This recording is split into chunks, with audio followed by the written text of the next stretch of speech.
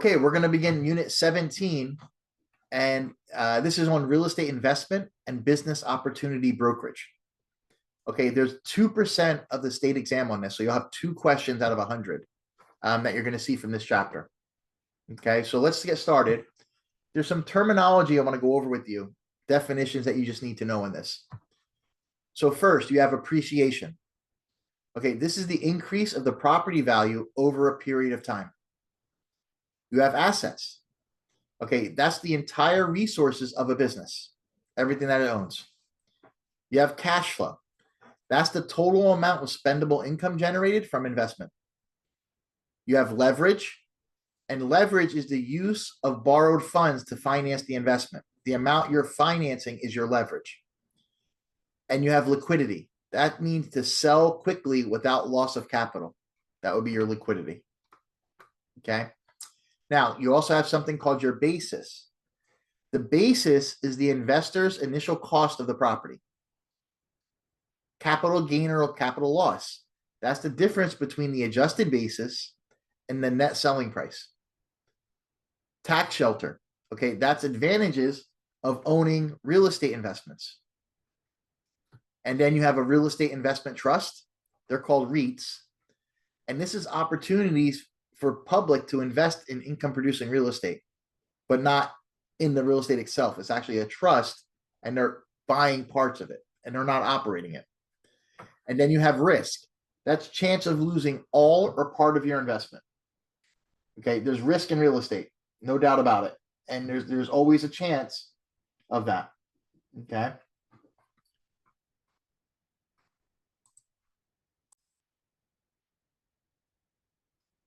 Okay, so let's look at the type of real estate investment. Okay, you have residential, which are single family and multifamily rentals. That's a single family home, duplex, triplex, fourplex, and also a building with 100 units in it, right? That's all residential. Commercial would be retail and office properties. And industrial would be manufacturing and distribution. That's like, Amazon warehouses, things like that, right? That would be industrial. You have agriculture, agricultural, I should say. That's where people purchase that as an investment for future growth, long-term investment. Maybe it'll turn into a development one day. It's a farm now. They're doing farming on it. But, obviously a farmland would be a different value than what it would be if it was a development, right? It would be a whole different price range, right? Highest and best use kind of thing. Okay. And then you have business opportunities. Okay. This would be interest in a business enterprise or an opportunity. It could be a sale or a lease, but in a business opportunity, there's something called a goodwill of an existing business. So if the business has been there 40 years and everybody knows it and has a reputation, like best hot dogs or best this, whatever it is, right? That place has goodwill that transfers to the owner. There's value there, right? Okay. And okay, so what are some of the advantages to investing in real estate? Okay, so advantages would be the rate of return. In real estate average goes up 6 to 10% a year. So if you buy something in a normal world and you hold it for 10 years, it usually 7 to 10 years, 6 to 10 years, it'll double in value. So not only do you buy it, you make the money off renting it and doing everything, plus the values are doubling, right? So, in the market we're in now, it's a little different, right? Things may come down the next few years, and but in general, an average of 6 to 10%, right, is rule of thumb. You have tax advantages. So when you buy real estate, you can buy properties, they go up in value. You can pull all that money out of those properties tax-free because equity is not taxable. Okay, so you buy a property for 100 grand, it goes up to 500 grand. You can take 450 grand out, refinance, and that's tax-free money. When you sell it, you can pay taxes on the 50 grand. And if you do a 1031 exchange, you won't even do that, right? You won't even pay that because it keeps rolling over. So you have huge tax advantages with real estate. People make millions of dollars and pay no taxes because of the way the tax advantages are set up. Many, many, many people do that. It's a head. With the I think you mentioned 10 1031? So you said? Yep. Is that whenever you have the property, you sell it, you have some profits, and then you reinvest that profit into Yeah, it another has to be, it property? has to be, yeah, it has to be investment property. You can't do it on owner occupied. It has to be rental properties, commercial, residential, like it has to be rental, it has to be business stuff. It's And 1031 is the tax code for it. It's got you. Yep. And he also has to be within the same calendar year, right? Yeah, there's a lot Or of rules. tax year. There's A a lot tax of year. rules. It has to be within 90 days, actually. Oh, 90 days. You have to name the property within 90 days of selling it. So you sell your property within 90 days, you must have a list of properties you're going to buy. And within so many months, you have to buy them or buy it. And if it falls apart, you got to pay all the capital gains. So it's very critical. There's companies that do just that. It's a whole separate company that handles the whole 1031 exchange because you can't take the title. When you sell the property, it has to go in escrow until you find the other property. Then the money goes there. You never touch the money. You touch that money, you pay taxes. Gotcha. It's a very strict system. And if dates get missed, you're in trouble. Yeah, sounds like a good business model for those companies that do that. Yep. Yep. A lot of risk in that. It's a hedge against inflation. Leverage, because you can borrow money against it, right? And you have equity buildup. Like I was saying, every so many years it goes up, right? Now, what are some of the disadvantages? Illiquidity. If you have to sell it and get your money, it takes time, right? It's not easy. It's not quick. It's not like pushing a button to getting your money, right? Market is local in nature. So the market in one place can be great and it could go 3 miles and things can be bad. Like it's local. So that's a disadvantage. Okay. Need for expert help. There's got to be agents, brokers. It's not something like most people can't just go do it, right? Need for active management. You got to have a management company. If you're not managing the property and you have a property, you got to pay somebody to do that. And there's risk. Look like what happened during that COVID stuff. People weren't paying rent for a year, 2 years. That's a risk, man. Some people still aren't paying rent, I guess. I don't know how that works, So you have risks associated with the business conditions. So now this is on the business side. Okay, so you have business risk. Okay, will the income be sufficient to pay the expenses?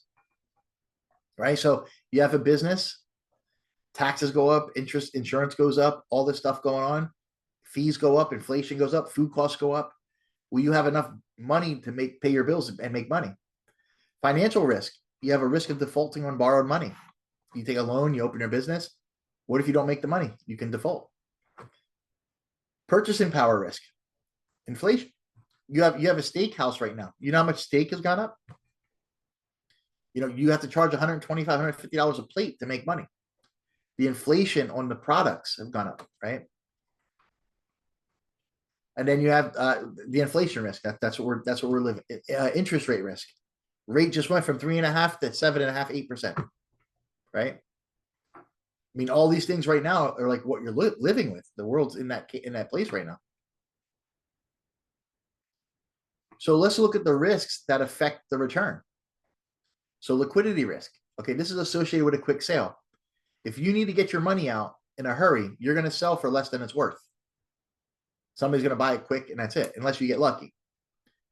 Safety risk. Okay, you have a loss of invested capital, all the money you put in to do something. Market risk is a decrease in the market value resulting from increased interest rates. That's what's happening right now. A house that's $400,000 6 months ago might be $375 right now. Maybe even less because of the interest rates. Risk of default is the risk that the investments will not generate enough income to sustain itself.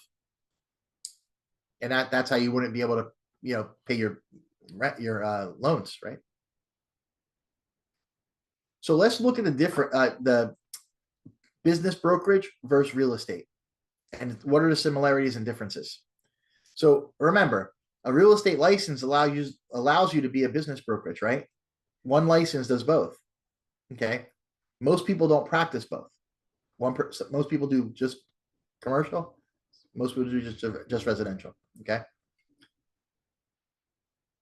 Okay. So similarities: sale of real property or assignment of long-term leases. That's similar. They both require active real estate license, right? One real estate license. There's no two different. There's no business license. It's one real estate license. What are the differences? Business brokerage assets may include personal property, right? So if you're buying the pizza shop, all the ovens and equipment that goes with it, right? That's personal property. Residential real estate doesn't have that, right? Now, a place can be furnished, but they can't charge you more for that. It has to be in the price, right? Goodwill. The guy that owns the business 40 years knows everybody in the town, right? They know him. Like that goodwill comes along with the business. Okay. And the going concern value may differ. So going forward, if that person's not there, could that affect it? Could that affect the business, right? And then you have a wider geographic market. If you're selling a famous steakhouse, somebody from another state may buy it to operate it, right? If you're selling a house, most likely it's going to be local or people around here. Now in Florida, you have people coming from everywhere, but in general, it's not like that, right? Yeah. So let's look at the expertise required in business brokerage. So when you're dealing with commercial and businesses, it's a whole different animal. You have to have a bit of a corporate finance understanding and knowledge and background, because sometimes they're stocks, right? There's stocks involved in the company. There's security analysis and valuations if they're a big company. They have to have management of the working capital and budgeting. You got to be able to analyze all that. Okay, business accounting. You got to be able to analyze income statements analysis. You got to be able to understand balance sheets and figure out what's going on with them. Cash flow analysis, asset depreciation. They have restaurant equipment. There's depreciation on that every year. Taxation, right? There's a whole different possibility of income taxes and business taxes, right? For different businesses. You're selling a gas station, right? You got all kinds of taxation and EPA rules and laws and things, right? Also, you got to be able to do valuation of businesses. So you got to be able to do a comparable sales analysis, a cost approach, and income analysis. And also you got to do a liquidation analysis. What you got to remember about that, a liquidation analysis is only used when a business is going out of business. You may see some kind of I had questions on that. So when like a liquidation analysis is only used in business brokerage, nowhere else. And it's used for businesses that are going out of business. So just think liquidation, going out of business, right? If you see something about that, it's the only time. Right? Now let's look at the steps in the sale of a business. Okay. You list the business for sale. You identify all the assets of the business, the valuation of the business. You deduct the liabilities, the valuation of the stock, legal compliance with all the local, state, and federal laws. You got to market and advertise it. You got to secure a buyer and have buyers sign confidentiality agreements, right? Because that information you're giving them, they can't share with the public. You enter into a contract with both parties. You establish a due diligence period so they can do all their research and make sure everything's okay. Sometimes these take years. Sometimes they have 9 months. Like it really depends on what it is. Closing preparation, and you coordinate the date and for closing the transaction. There's a lot in between there, but that's the major ones.